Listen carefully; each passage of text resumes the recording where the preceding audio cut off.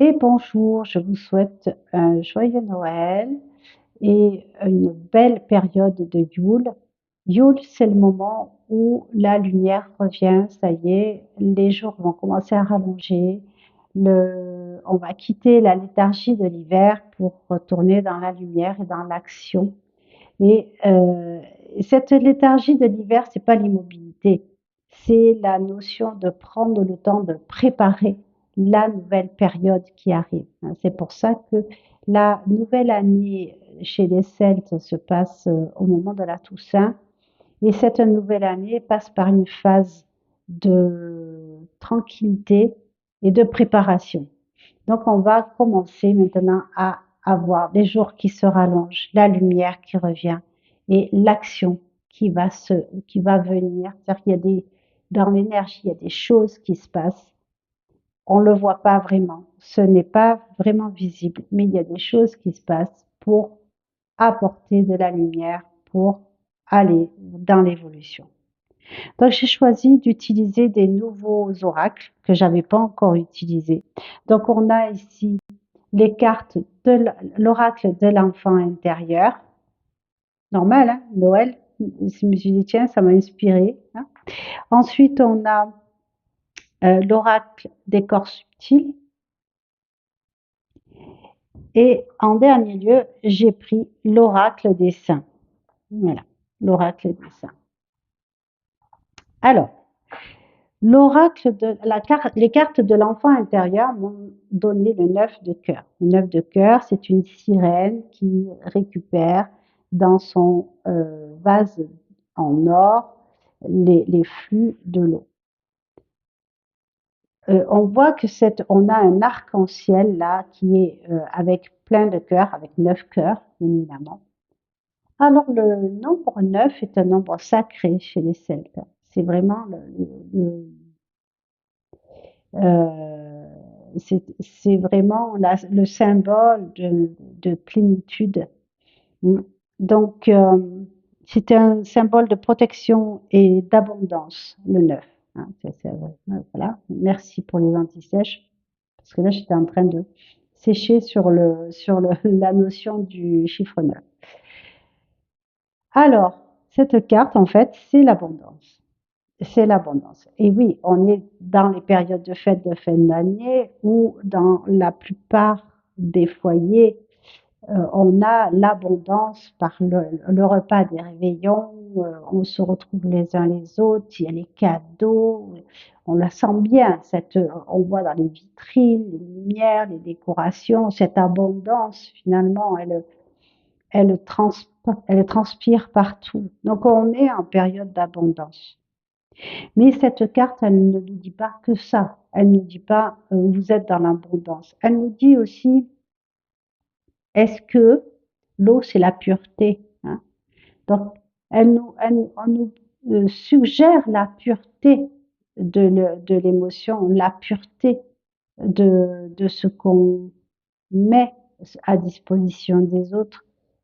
Comment expliquer ça? La pureté des échanges, la pureté de l'action et de l'intention. Merci, décidément. euh, la pureté de l'intention de ce qu'on fait. Donc, à la fois, on a cette abondance qui est là, on voit, mais la question qui se pose, c'est quelle est la sincérité et la pureté de cette abondance. C'est juste pour pousser à la question de dire, mais est-ce que ce que je fais est vraiment en accord avec ce que je pense? Voilà, c'est la congruence. Et la dernière chose qu'on retrouve aussi dans cette carte, ce que cette carte annonce, c'est la résolution des problèmes avec sérénité. Il y a des choses qui vont se résoudre de soi-même. Voilà. Donc, si vous avez des problèmes en suspens, des questions en suspens, la réponse qui vous est donnée par cette carte, c'est pas d'inquiétude. Excusez-moi. Pas d'inquiétude. Pas vraiment aucune inquiétude. Euh, les solutions vont se présenter d'elles-mêmes et les choses vont rentrer dans l'ordre d'elles-mêmes.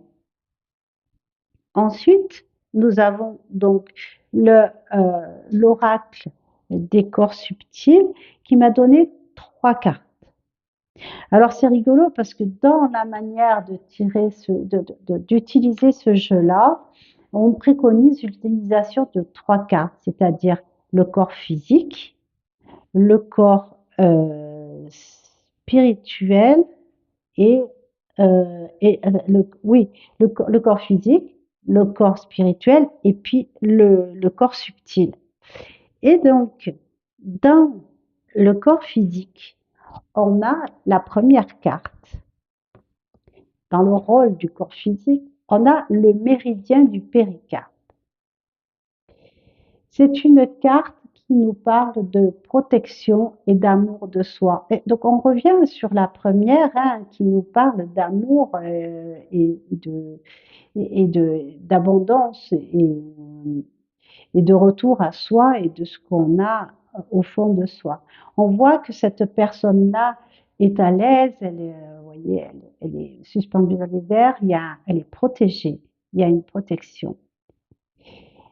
Et ce qu'il nous dit, c'est pour l'instant, eh bien, vraiment, on prend soin de son propre corps, on prend soin de soi. Pour moi, ça résonne et ça revient un petit peu à ce que je disais quand j'abordais des points moins joyeux de l'actualité, où quelque part, ce que j'exprime, c'est que pour euh, pour favoriser le maintien de certaines activités agricoles en France, donc pour favoriser le maintien d'une production alimentaire saine, eh bien ça part déjà du consommateur qui va faire attention à son propre corps en prenant des aliments qui sont bons à consommer, pas que bons au goût, bons aussi pour la vibration du corps et pour avoir, pour être en bonne santé. Donc, pour être en bonne santé, eh bien, il faut qu'on consomme des végétaux et des animaux, parce que oui, moi, je suis pas végétarienne, hein. Donc, je ne mange pas énormément de viande, mais c'est nécessaire au corps. On n'est pas, notre organisme a été, c'est au départ cueilleur-chasseur. Donc, même s'il n'y en avait pas énormément de viande dans l'alimentation, il y en avait, hein. Donc, euh, pour que, pour pouvoir prendre soin de son corps, eh bien, on fait attention à ce qu'on ingère. Et en faisant attention à ce qu'on ingère, automatiquement, on va stimuler l'activité économique des personnes qui œuvrent à produire une alimentation saine. Donc, je dirais, c'est le consommateur qui a le pouvoir. Voilà. Donc, tout simplement, quand on regarde sur l'étiquetage en boucherie, que ce soit, quelle que soit la boucherie, hein, voilà, on ne va pas faire de polémique là-dessus, quelle que soit la boucherie, eh bien, il y a la provenance de la viande, hein. Donc, au niveau du rayon légumes, il y a la provenance des légumes.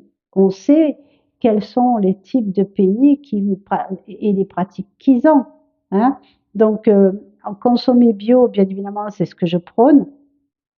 On consomme bio, mais on consomme bio de certains pays, parce qu'il y a des pays qui respectent bien les règles et d'autres moins bien. Et c'est le consommateur, je le répète, qui fait le tri parce que le consommateur, il prend soin de lui, il prend soin de son corps. Voyez? Donc là, ce qu'on nous dit au départ, au niveau du corps physique, c'est de protéger son corps, de se protéger soi-même en prenant soin de soi. Et qui dit protéger le corps, ça veut dire qu'on va protéger aussi, dès lors que le corps physique est bien, automatiquement, les autres corps vont être, euh, ça sera mieux aussi, hein. La deuxième carte, par rapport au corps Le corps, c'est pas le corps mental. Ben voilà, hein, ok. Donc ici, c'est le corps spirituel. Merci. Donc ici, on a le 10e chakra. Alors, le 10e chakra, il se trouve là, il me semble. Oui, c'est ça. Il se trouve là. D'accord? Le 10e chakra, c'est l'ancrage et la nature. On se retrouve encore avec la nature. Vous voyez qu'elle est, c'est ça représente, il y a les reflets, ça représente un arbre, une femme. C'est une femme qui est ancrée et reliée aux étoiles. On est vraiment, il y a l'ancrage et le lien avec la nature. Il y a le rayonnement qui, voilà, on peut supposer qu'elle communique avec les arbres. Maintenant, on a découvert que les arbres communiquent entre eux par le biais des racines et par euh, les énergies qu'ils envoient avec leurs branches. Donc, donc ça c'est un autre sujet. Mais voilà, on se connecte à la nature et on s'ancre. Et le fait d'être ancré nous permet de garder une certaine posture, un certain équilibre, de pas basculer vers. Alors j'essaye d'éviter de dire des phrases négatives, mais face à des émotions qui pourraient submerger le personnage, eh bien, si on garde cet ancrage, ça nous permet de passer au travers de ces émotions ou de laisser les émotions de nous traverser sans pour autant avoir beaucoup d'impact. Et ça permet du coup à nous libérer de certains joues qui jouent, de certaines personnes qui jouent à nous mettre un joug lié à nos émotions en œuvrant en travaillant, regardez le mot difficile, en travaillant sur l'émotionnel, sur le, l'émotionnel qui va être tenu à partir d'énergie basse provoquée par certains actes très discutables euh, euh, à la frontière de l'horreur, voire carrément dans l'horreur. Hein. Euh, et là, donc, en gardant cet ancrage, ça nous permet à laisser, vous voyez ici, elle sait, il y a libre cours quand même. Hein. Donc, on laisse libre cours aux émotions, on laisse circuler, on ne bloque pas. Hein. On laisse circuler les émotions, on s'ancre. Hein. On s'ancre et on se rapproche de la nature. Donc, alors, ça, c'est pour le corps spirituel. Et ensuite, on a le corps subtil dans tout son ensemble. On nous ramène au 8e chakra. Alors, le 8e chakra, je ne le maîtrise pas bien. Donc, si je dis des bêtises, ne m'en veuillez pas. Mais là, je vais vérifier quand même la position du 8e chakra. Il y a un petit tableau là. Ouais. Donc, le 8e chakra, fonction, non, ça c'est les éléments. On a la couleur, fonction, 8e, argenté et noir, connecte aux humains. J'ai pas l'endroit.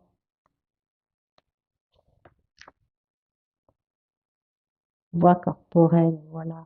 Yeah, hop. Ah, mais il n'y a pas le numéro. Ça, c'est le méridien. Ok. On va y arriver. Je suis désolée hein, pour le.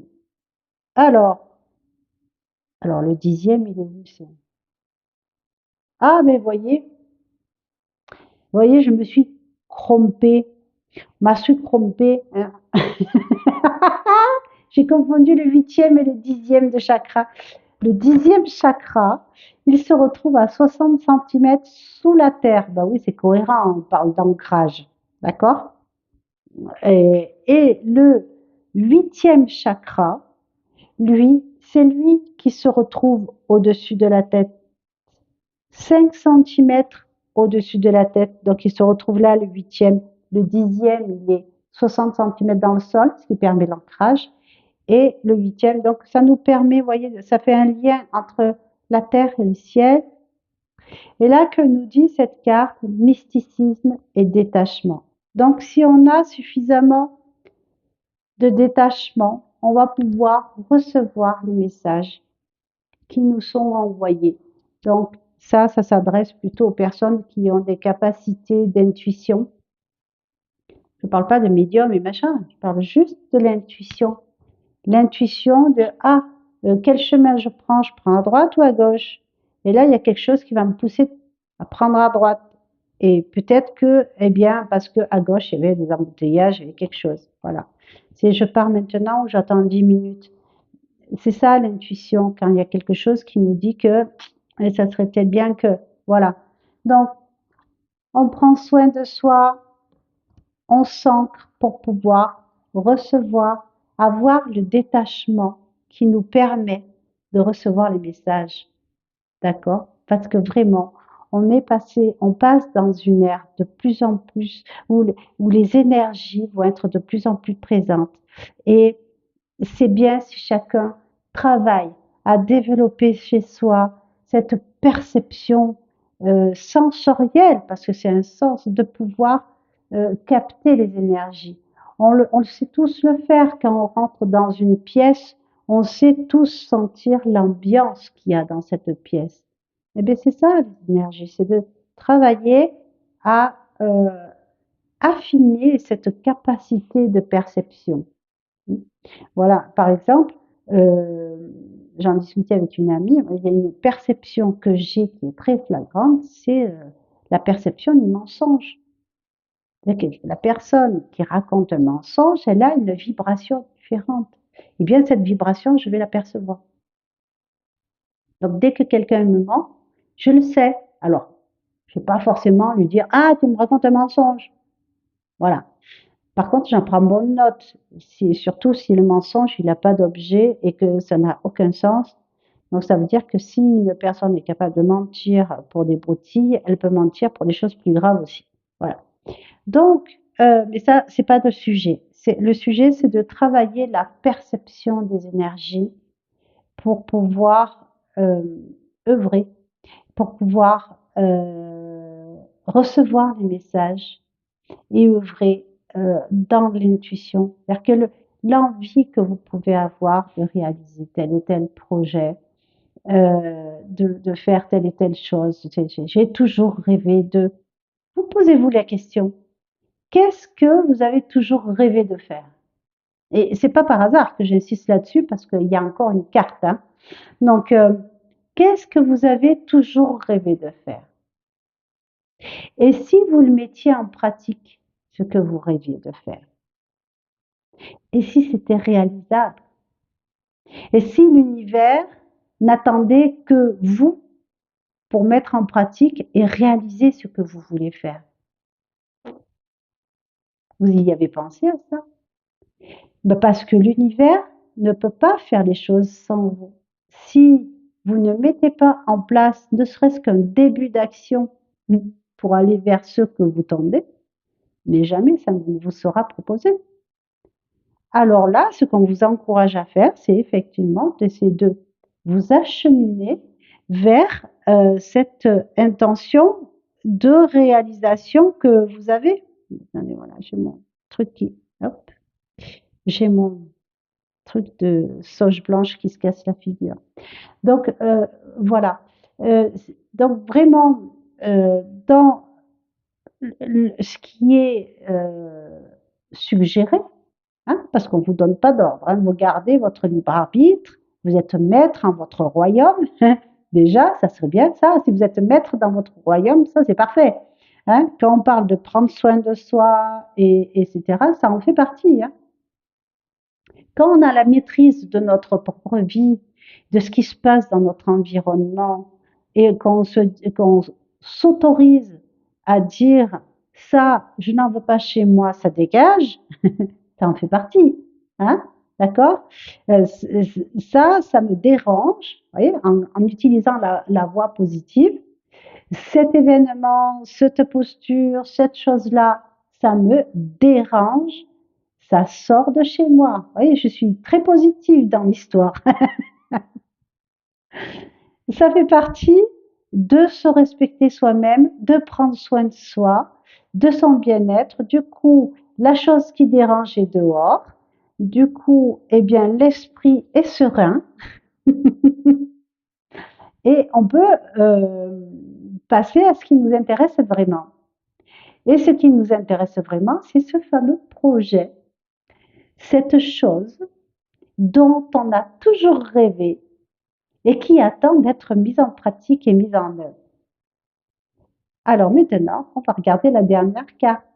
La dernière carte, c'est Sainte Rita.